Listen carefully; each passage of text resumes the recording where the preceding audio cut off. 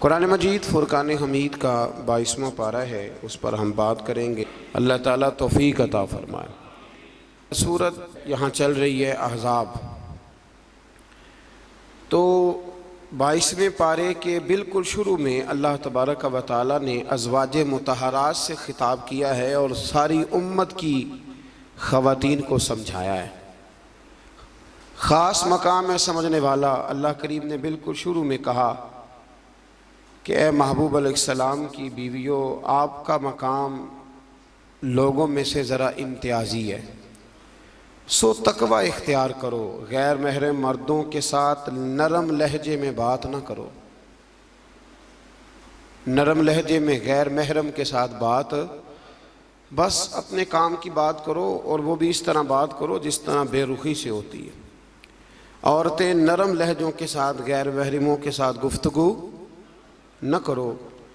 और फिर इरशाद फरमाया जा रहा है कि ज़रूरत के मुताबिक बात करो, ज़्यादा बात भी ना करो। अपने घरों में रहो और ज़माना जहलियत की तरह ज़ेबो ज़ीनत की नुमाइश न करो। नमाज और ज़कात, अल्लाह और उसके रसूल सल्लल्लाहु अलैहि वसल्लम की अताअत पर कारबंद रहो, और जो ऐसा करेंगी तो उनको दोहरा अजर मिलेगा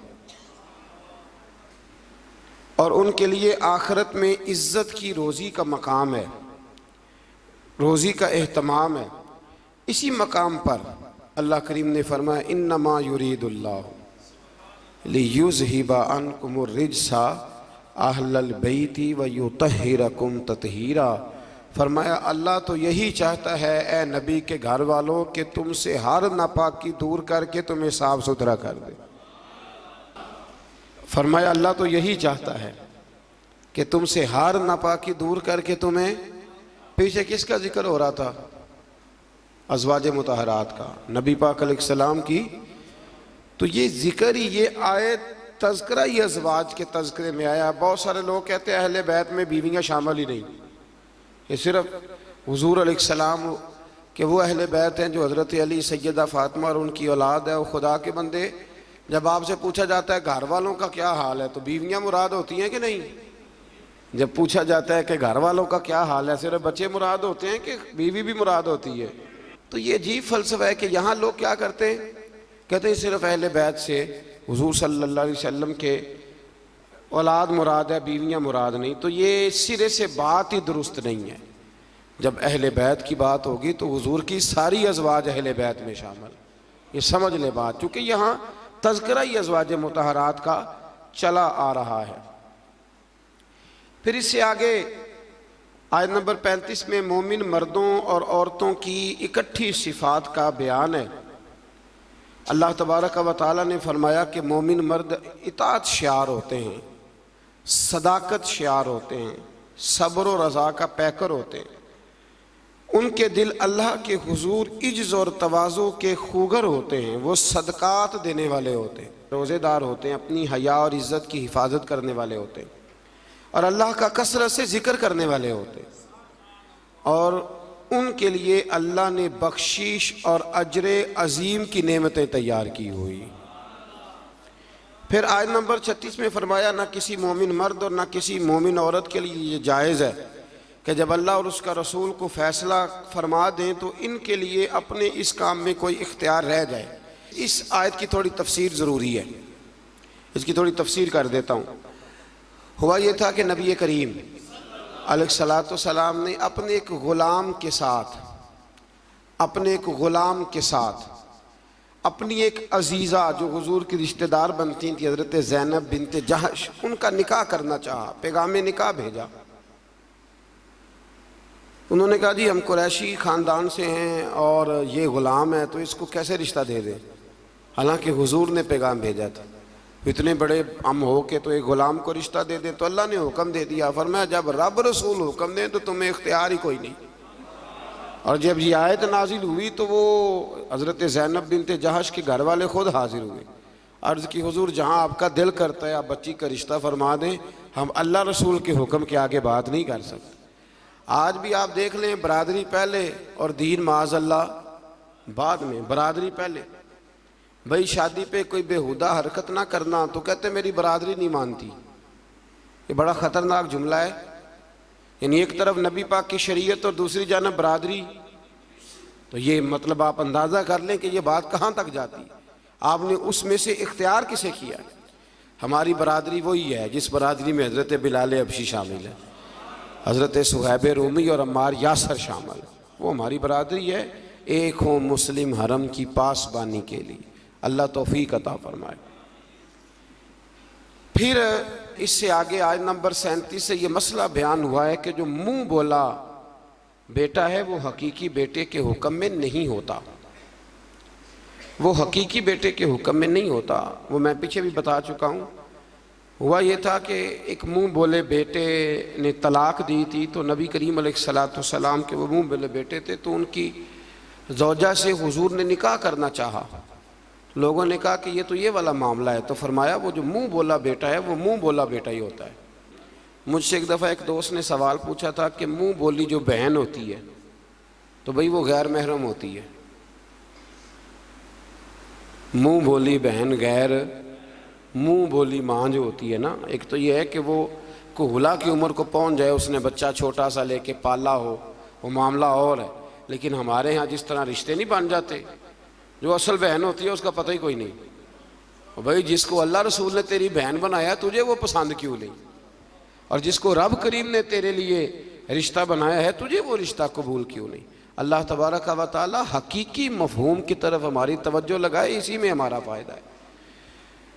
तो फिर इसी तरह आयत नंबर 40 में अल्लाह तबारक व तआला ने वो अजीम बात इरशाद फरमाई जिसकी तरफ उम्मत की तवज्जो होना बड़ी ज़रूरी है। फरमाया मा काना मुहम्मदुन अबा अहदिम मिर रिजालिकुम वलाकिन रसूल अल्लाहि व ख़ातमन नबिय्यीन। फरमाया मोहम्मद सल्लल्लाहु अलैहि वसल्लम मर्दों में से किसी के बाप नहीं, हाँ अल्लाह के रसूल हैं और नबूवत को ख़त्म करने वाले हैं, ख़ातमन नबिय्यीन है हुजूर। हुजूर ने फरमाया मैं आखिरी नबी हूँ, मेरे बाद कोई नबी ज़रूरत भी कोई नहीं, इसलिए कि मेरे नबी ने कमी छोड़ी कोई नहीं, ज़रूरत ही कोई नहीं, हाजत ही कोई नहीं, ज़रूरत ही कोई नहीं। बिला वजह बाद लोगों को अल्लाह तबारक व तआला माफ़ करे रोटी पेट भर के खाने को नहीं मिलती तो नबूवत का दावा कर देते। और अजीबो गरीब किस्म के लोग हैं जो मैदान में आ निकलते हैं। और मुझे तो उन लोगों की समझ नहीं आती जो दलीलें पूछते हैं और फिर बाद में कहानियाँ सुनाते हैं। तो भाई हुजूर आखिरी नबी हैं, रसूल करीम के बाद कोई नबी आ सकता? एक बात को समझें, हुजूर का ताज है ख़त्म नबूवत, ये नबी पाक की नशिस्त है ख़त्म नबूवत, यानी नबी ख़त्म हो गए तो आखिरी नशिस्त पे हुजूर बैठे हैं। तो अब जो कहता है कि मैंने भी बैठना है तो बेअदबी करता है कि नहीं करता? इसलिए कादियानी इतने बुरे हैं, उनसे मुसलमान इसलिए बेजार रहते हैं कि वो बहुत बड़ी बेअदबी करते हैं। वो नबी करीम अलैहिस्सलाम के बाद किसी को ज़िल्ली और किसी को बुरूज़ी नबी मानते हैं। भाई रसूल करीम पर नबूवत ख़त्म हो गई और नबी करीम अलैहिस्सलाम फरमाते हैं मेरे बाद कोई नबी।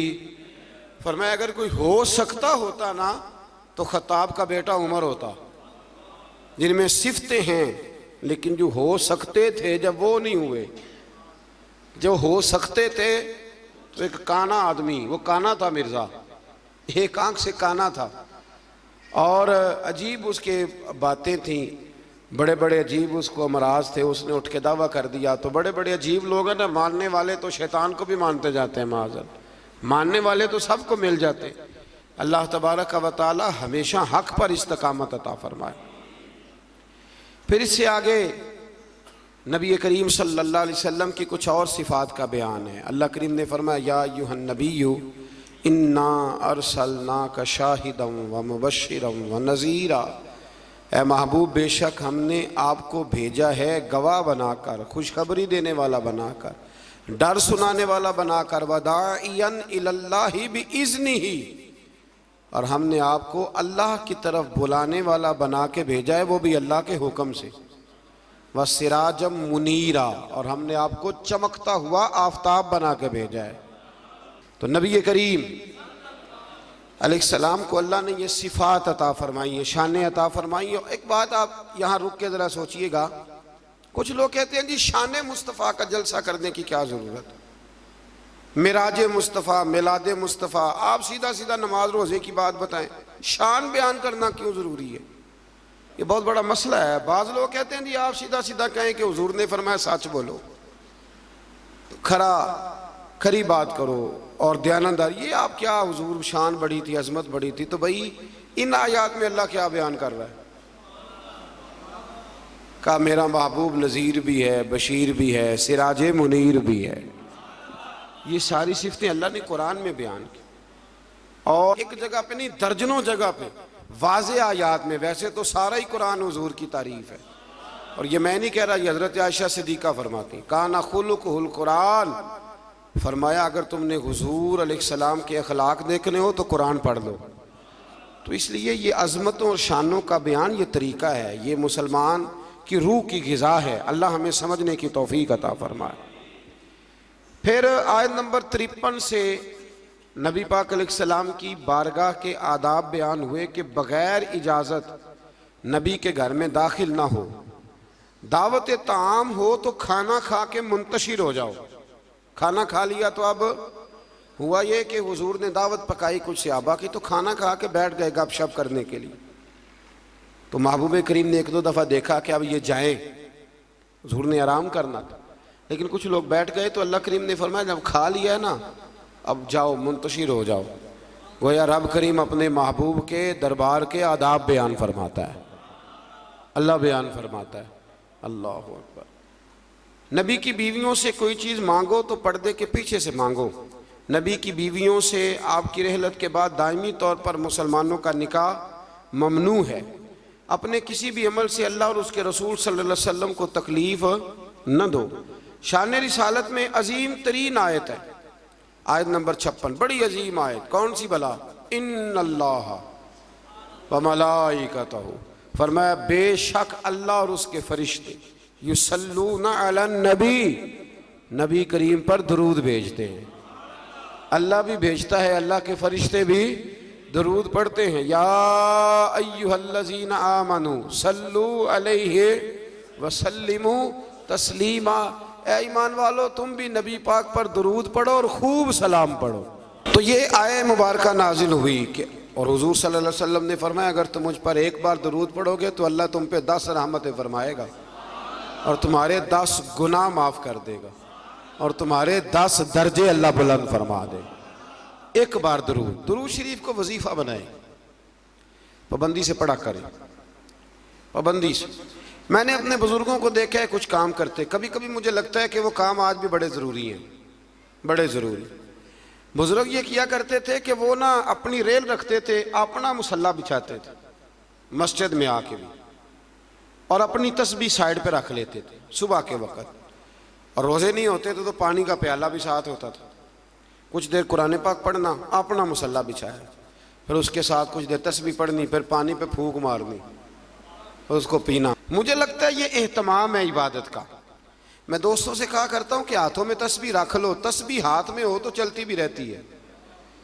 तो ये छोड़ दें, लोग क्या कहेंगे, बहाना करेंगे, दुनिया कहेगी ये बाबा तस्बीह हो गया, तो कहने दो, तस्बीह हो तो तस्बीह चलती भी। समझ आ गई ये बात की? तो एहतमाम करें, ये 20 मिनट 10 मिनट मुसल्ले पे बैठ के दुरूद शरीफ पढ़े। हमें मौका मिल जाए तो हम पढ़ लेते। कुछ कहते मैं गाड़ी चलाते चलाते पढ़ता हूँ। मैंने कहा ये सारे तरीके ठीक है, पर मेरी राय यह है कि मुसल्ला बिछा के, खुशबू लगा के, अच्छे कपड़े पहन के, मदीने की तरफ मुंह करके, यानी हुजूर की बारगाह में सलाम अर्ज करना है ना जी, हुजूर की बारगाह में, तो फिर पूरे एहतमाम से सलाम पढ़ें। अल्लाह तौफीक अता फरमाए। आयत नंबर 60 से 61 में मुनाफिकीन और फासिकीन और जिनके दिलों में अदावत मुस्तफ़ा सल्लल्लाहु अलैहि वसल्लम का रोग है और मदीने में झूठी अफवाहें फैलाने वालों को खबरदार किया गया कि अगर वो अपनी हरकतों से बाज ना आए तो इन्हें मदीने में रहने नहीं दिया जाएगा। और ये भी कहा गया कि ये लोग लानती हैं और जहाँ भी पाए जाएं इन्हें चुन चुन कर कत्ल कर दिया जाए, इसलिए कि ये हुजूर के बारे में दिल में मुनाफकत रखते हैं। फिर आगे सूरह सबा शुरू होती है। इस सूरत की आयत नंबर 9 में दुश्मनाने रसूल सल्लल्लाहु अलैहि वसल्लम के लिए इबरतनाक अजाब की वईद है। आयत नंबर 10 से हज़रत दाऊद अलैहिस्सलाम के मोजज़ात का जिक्र है। कि इन्हें ये फजीलत दी गई कि पहाड़ और परिंदे उनके साथ तस्बीह करते थे। हज़रत दाऊद तस्बीह करते तो पहाड़ भी तस्बीह करते, परिंदे भी। दाता अली अजमेरी ने एक बात लिखी है, कहते हैं कि हज़रत हबीब बिन असलम राई थे। दाता साहब ने 1000 साल पहले लिखा है। वो किसी से मिलते नहीं थे, दोपहर के वक्त बकरियां लेके जंगल में चले जाते, मिलते नहीं। एक बंदा बड़ी दूर से आया, कहने लगा मैंने मिलना है। उन्होंने कहा बाबा इस टाइम नहीं मिलता। कहने लगे अल्लाह का बंदा है ना, थोड़ा नाराज़ ही हो जाएगा ना, चला जाता। कहते मैं पहाड़ के पीछे गया तो मैंने अजीब नज़ारा देखा कि बाबा जी मुसल्ले पे बैठे हैं और एक भेड़िया उनकी बकरियां चरा रहा है। भेड़िया वो खाया करता था, आज चरा रहा है। कहते हैं बड़ा हैरान हुआ। बाबा जी कहने लगे इस वक्त क्यों आए हो? तो मैंने कहा हुजूर अगर आ गया हूं तो मेहरबानी करें। मैंने फौरन कहा ये भेड़िया बकरियां चरा रहा है। फरमाने लगे जब से मैंने रब से सुलह कर लिया ना, सारी मखलूक की मुझसे सुलह हो गई, सारी मखलूक की सुलह हो गई। तो कहते हैं मेरे दिल में ख्याल आया कि पता नहीं बाबा कुछ खिलाए पिलाएगा भी कि नहीं। तो कहते हैं लकड़ी का प्याला पहाड़ के नीचे रखा तो वो शहद से भर गया, फिर मैंने वो पिया, दोबारा रखा तो दूध से भर गया, फिर तीसरी दफ़ा रखा तो वो पानी से भर गया। तो कहते हैं कि मैं बड़ा हैरान हुआ। तो कहने लगे हैरानगी वाली कौन सी बात है? अगर बनी इसराइल के नबी दुआ करें अपनी नाफरमान कौम के लिए तो अल्लाह उन्हें पहाड़ों से पानी दे देता है। मैं तो मोहम्मद अरबी का वफादार गुलाम हूँ, तो मुझे नहीं अल्लाह अता करेगा। ये मैं साथ साथ बुज़ुर्गों की बातें इसलिए करता हूँ, जब बनी इसराइल का जिक्र आता है कि मेरे नबी पाक ने फरमाया उलमा उम्मती का अंबिया बनी इसराइल, मेरी उम्मत के उलमा औलिया बनी इसराइल के नबियों की तरह होंगे। तो हज़रत दाऊद अलैहिस्सलाम के साथ परिंदे और पहाड़ तस्बीह करते थे। लोहा उनके लिए नरम कर दिया गया था और वो ज़िरहें बनाते थे और बांधने के लिए उनमें कड़ियाँ भी डालते थे। इसी तरह सुलेमान अलैहिस्सलाम के मोजज़ात का जिक्र है कि हवा उनके तख्त को तेज़ रफ्तारी के साथ उड़ाकर ले जाती थी और अल्लाह तबारक व तआला के हुक्म और इज़्न से जिन्नात भी उनका हुक्म मानते थे, जिन्नात भी उनका हुक्म। और इसमें एक वाक़े की तरफ भी इशारा है। वो हुआ यूँ कि हज़रत सुलेमान अलैहिस्सलाम ने ना बैतुल मुक़द्दस बनानी शुरू की तो ड्यूटी जिन्नों की लगा दी। फरमाया चलो बनाओ, ये कुरान मजीद में जिक्र है। हज़रत सुलेमान अलैहिस्सलाम ने जिन्नों की ड्यूटी लगाई तो पता था आपको कि मेरा वक्त भी करीब है। बाज़ मुहद्दिसीन ने लिखा है कि ये 12-15 साल की उम्र में या 20 साल की उम्र में बादशाह बन गए थे, बड़ी थोड़ी उम्र में। तो उनको पता था मेरा वक्त करीब है। तो बैतुल मक़दस जो है उसकी तामीर का आगाज़ तो किया था हज़रत दाऊद अलैहिस्सलाम ने, इनके वालिद ने। वो विसाल कर गए थे, इनको वसीयत कर गए।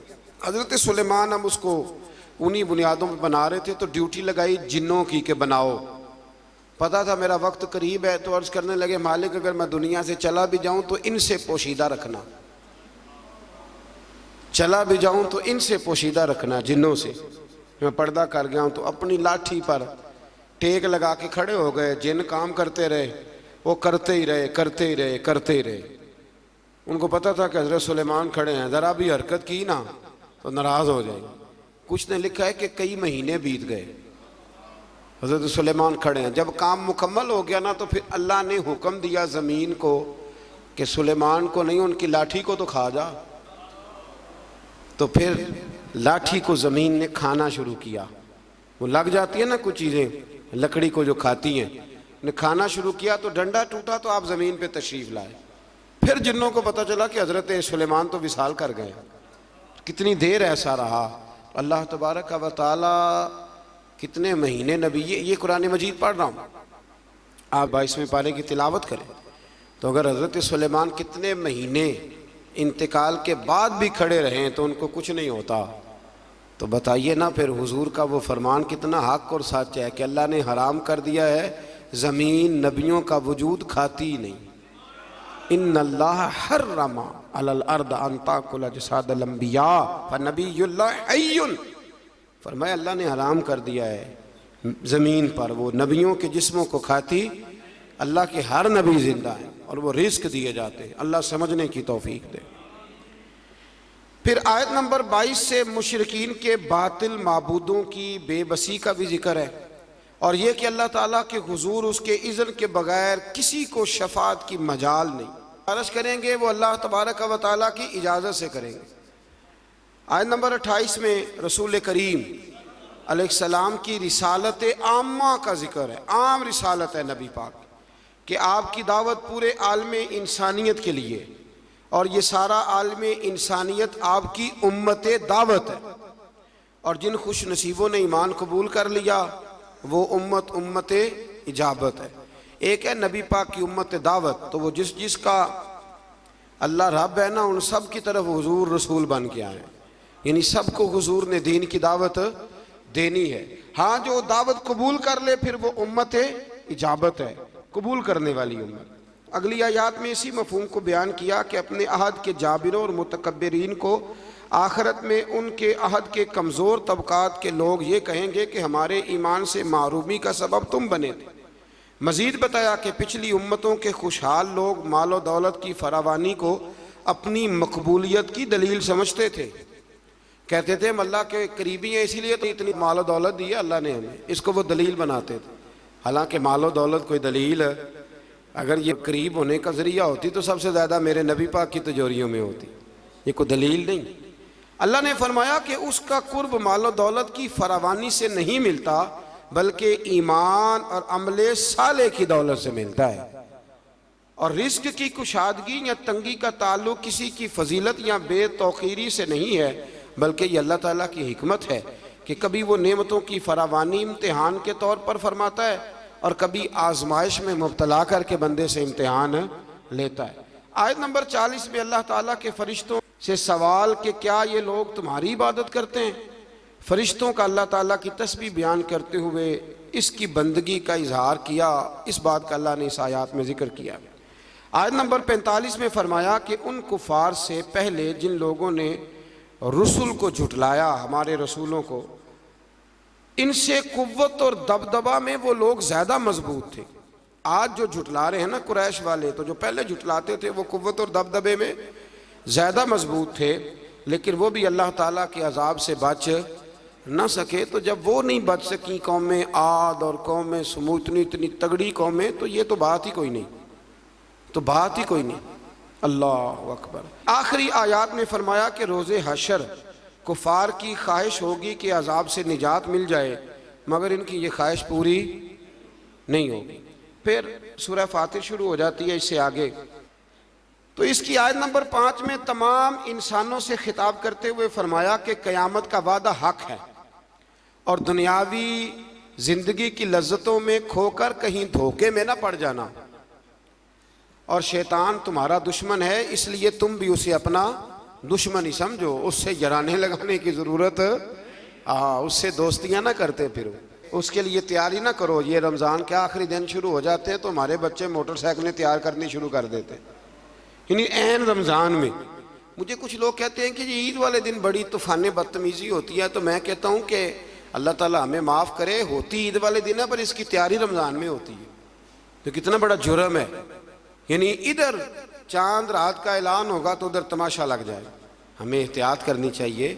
हुजूर अलैहिस्सलाम ने फरमाया तो ये जो चांद रात होती है ना, ये तो मजदूर को मजदूरी मिलने का वक्त होता है, तो लोग हैं कि वो खेल कूद में लग जाते हैं। अल्लाह समझने की तौफीक दे। आयत नंबर 9 से 13 तक एक बार फिर अल्लाह ताला की कुदरत के तहत बारिश के निज़ाम का जिक्र है। इंसान को इसके जौहर तख्लीक की तरफ मुतवज्जे किया गया ताकि सरकशी का शिकार ना हो, और वो ये कि मादा के पेट में हमल को भी अल्लाह जानता है, और ये कि किसकी उम्र में दराजी है या किसकी उम्र में कमी है, वो सब अल्लाह ने किताब तकदीर में लिख दिया है। आयत नंबर 12 से फरमाया कि मीठे और खारे पानी के समुंदर बराबर नहीं होते, मीठे और खारे पानी के समुंदर बराबर नहीं होते, लेकिन फरमाया सब समुंदरों से तुम्हें मछली का ताज़ा गोश्त मिलता है, पानी जैसा भी हो, और तुम उनसे पहनने के जेवर भी निकालते हो, और कश्तियाँ पानी को चीरती हुई चली जाती हैं। निज़ाम लैलो नहार और शम्स व कमर उसी के हुक्म के ताबे, उसी के हुक्म के ये चांद सूरज अगर किसी इंसान के कब्जे में होते तो कब से इख्तलाफ हो गया होता। कोई कहता उधर से निकल, कोई कहता कम से कम जो हुकूमत बदलती वो तो ज़रूर बदलती एक दफ़ा। ये पिछले लाया है, लिहाजा माज़अल्लाह हम नहीं चलने देंगे। अल्लाह ने फरमाया ये अल्लाह के ताबे, रात दिन का आना भी अल्लाह के और निज़ाम शम्स व कमर भी अल्लाह के। आज नंबर 18 में बताया कि कोई बोझ उठाने वाला दूसरे का बोझ नहीं उठाएगा, यानी हर एक को अपने अपने अमल का जवाब देना होगा, और जो तज़किया और तकवा इख्तियार करेगा तो उसका फ़ायदा उसी को पहुँचेगा। फिर फरमाया अंधा और देखने वाला, जुल्मत और नूर, साया और धूप, जिंदा और मुर्दा लोग बराबर हो सकते नहीं। यहाँ कुफार और मुनकरीन को अंधे, जुल्मत, धूप और मुर्दे से तशबीह दी गई, और गोया अल्लाह करीम ने अहले ईमान को आँखों वाला कहा, नूर वाला कहा, साए वाला कहा, और फरमाया ये हैं वो जो जिंदा हैं। काफिर जिंदा रह के भी जिंदा, इकबाल ने कहा था जिंदगी जिंदा दिली का नाम है, और मुर्दा दिल क्या खाक जिया करते। तो दिल जिंदा हो तो फिर हर शय। एक दानश्वर का एक कौल है, वो कहा करते थे रिश्ते एहसास के होते, रिश्ते और एहसास ना हो तो फिर रिश्ते भी। आपको पता है ना, बहन का अगर ख्याल आ गया तो फिर बहन है, लेकिन अगर भाई कहे कि नहीं जी मेरे बहनोई ने ज़ाय बड़े किए हैं पैसे, वो तो सारा उस ख़ानदान को चला जाएगा, तो मैं बहन के बच्चों से, तो ये एहसास ख़त्म हो गया। तो फरमाया कि ये ज़िंदा रहता है, जो मोमिन होता है मोमिन ज़िंदा होता है, काफिर मुर्दा होता है, इसलिए कि उसका दिल मुर्दा होता है। अल्लाह ताला ने इन आयात में ये भी बताया कि हुज्जत इलाहिया कायम करने के लिए हर कौम की तरफ नज़ीर यानी रोशन दलाइल और इल्हामी किताबें दे के नबी और रसूल भेजे गए, लेकिन हर दौर में पैगाम हक़ को जुटलाने वाले मौजूद रहे। आयत नंबर 27 में फरमाया कि एक पानी से मुख्तलिफ रंगों के फलों, एक ही पहाड़ी सिलसिले से मुख्तलिफ रंगों के पहाड़, एक नौए इंसानी से मुख्तलिफ रंगों के लोग, और चारपायों और जानवरों को मुख्तलिफ रंगों में पैदा करना, ये अल्लाह ताला की वहदानियत की दलील है। एक बाप के 4 बेटे होते हैं, चारों की शक्लें अलहदा होती हैं। ये ना मसल पे गौर नहीं ना करते, वरना फ़ौरन बंदा क्या उठता है कि सुबहान अल्लाह व बिहम्दी, सुबहान अल्लाह। आप गौर करें, हर बंदे ये चीज़ें लोग बनाते हैं ना जी, इसमें इतनी डाल दो, इसमें इतनी डाल दो, इतनी, तो एक तरह की चीज़ें बनती जाती हैं, एक ही तरह। कोई भी चीज़ जो इंसान बनाता है, चम्मच है, बर्तन है, तो एक ही तरह का बनाता है। अल्लाह करीम की तख्लीक का कमाल ये है कि नाक हर बंदे की एक है, आँखें 2 हैं, कान 2, होंठ सबके है ना, पर चेहरे मुख्तलिफ हैं। ये समझते हैं आप बात? यानी वही चीज़ें अल्लाह ताला ने दी जो सबको दी, पर इसके बावजूद चेहरे मुख्तलिफ हैं। तो मानना पड़ेगा कि जो बनाने वाला है वो बड़ी शान वाला है, जो बनाने वाला है वो बड़ी शानों वाला है। जो वो बना सकता है दूसरा कोई नहीं बना सकता। आयत नंबर 28 में बताया कि जो उलमाए रब्बानीयीन है ना, उनके दिलों में अल्लाह की खशियत होती है। इन्नमा यख्शल्लाह मिन इबादिहिल उलमा, ये मसला थोड़ा ज़रूर सुन लें। फरमाया अल्लाह के बंदों में से अल्लाह से वो डरते हैं जिनके पास इल्म है। एक लफ्ज़ कभी कभी हम कहते हैं, लड़ाई हो जाए ना तो कहते हैं तू मैनू जानता नहीं। इसका क्या मतलब होता है? तू मैनू कहते हैं ना कुछ लोग, तू मैनू, इसका क्या मतलब है? इसका मतलब है कि तू मेरे से लड़ाई कर रहा है, तू मेरी ताकत नहीं जानता, मेरे ताल्लुकात नहीं जानता, ये तर्जुमा इसका। तू मेरी दौलत को नहीं जानता, मैं कितने लोग मेरे हैं चाहने वाले, प्यार करने वाले, या मेरे ख़ानदान वाले, तू जान, ये मतलब होता है कि तू मुझे जानता। जो जानता होता है वो डरता है, जो नहीं जानता वो ऐसे होता है। जो बंदा रब को जानता नहीं ना वो नहीं डरता, और जो जान लेता है ना वो डरता है। पता चल जाता है कितनी कुदरतों वाला है। मेरे रसूल करीम अलैहिस्सलाम ने फरमाया, मैं तुम सब से बढ़कर रब को जानता हूँ और मैं तुम सबसे ज़्यादा अल्लाह से डरता हूँ। इसलिए ज़्यादा बातें करने वाला आलिम नहीं होता, अल्लाह से ज़्यादा डरने वाला आलिम होता है। जो बंदा कहता है मैं किसी को बोलने नहीं देता, मैं बड़ी कहानियाँ सुनाता हूँ, तो ये इल्म की अलामत नहीं। इन्नमा यख्शल्लाह मिन इबादिहिल उलमा, अल्लाह के बंदों में से जो आलिम है वो अल्लाह से डरते हैं। अगर तू ज़्यादा डरता है तो तू बड़ा आलिम है, अगर तू नहीं डरता फिर तू अनपढ़ है। ये तो अपने आप से पूछ ले। अब लोग कहते हैं जो जरी हो जाए, जो बेदरेग बोले वो आलिम है। ना भाई, जो सोच सोच के बोले, जो डर डर के बोले, जो एहतियात से बोले, असल आलिम वही होता है। अल्लाह तौफीक अता फरमाए। आयत नंबर 32 में अल्लाह ताला ने अपने नेक बंदों की बरगुज़ीदा और चुनीदा और नेकी के कामों में सबकत करने वाले फरमाकर जन्नत की उन नेमतों का जिक्र फरमाया जो अल्लाह ताला ने इन साले बंदों के लिए तैयार की हुई। फिर आयत नंबर 40 में मुशरिकों के माबूदाने बातला का जिक्र है। आयत नंबर 41 से फरमाया कि अल्लाह ताला आसमानों और ज़मीनों को अपने मरकज़ से हटने नहीं देता, और अगर वह अपने मरकज़ से हट जाएं तो अल्लाह के सिवा कोई दोबारा उनको अपनी जगह पे कायम करने वाला नहीं है। आयत नंबर 45 में फरमाया कि अल्लाह ताला लोगों की बदआमालियों की वजह से उनकी गिरफ्त फरमाता तो रूए ज़मीन पर कोई जानदार जिंदा ना होता। अगर अल्लाह ताला लोगों के गुनाहों की वजह से उनको पकड़ता तो फिर कोई मौजूद मर गए होते, सारे ख़त्म हो गए होते। लेकिन वो एक वक्त मुकर्रर तक इन्हें ढील दे रहा है। बस जब इनका वक्त आ जाएगा तो अल्लाह ताला अपने बंदों को खूब देख रहा है। अल्लाह ताला हम सब की हाज़िरी को मकबूल फरमाए।